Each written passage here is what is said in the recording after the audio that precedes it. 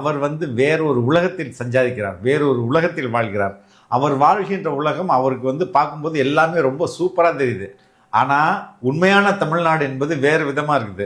அவரோட உலகத்துல மட்டும்தான் அன்பில் மகேஷ், செந்தில் பாலாஜி அழுது ஆஸ்கர் லெவல் ஆக்டிங்ல இருக்கும். அந்த அளவுக்கு என்ன நடக்குது, என்ன ரியாலிட்டி, என்ன ஏதுன்னு இன்னைக்கு அவ்வளோ பேர் கொஸ்டின் பண்றாங்க அவரை.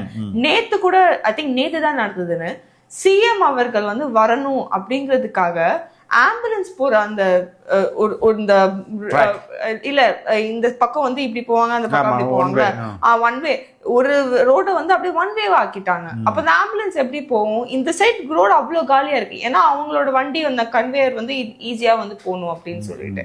அப்புறம் இந்த அளவுக்கு அப்புறம் நீங்க சீஃப் மினிஸ்டர்னா நீங்க சர்வீஸ் பண்றதுக்கு தானே சீஃப் மினிஸ்டரா இருக்கீங்க, இல்லைன்னா நீங்க ராஜாவா அப்படிங்கிற ஒரு கேள்வி. அப்ப நீங்க வரும்போது மட்டும் எல்லாமே வழியெல்லாம் ப்ராப்பரா இருக்கணும், யாருமே வந்துடக்கூடாது உள்ளார.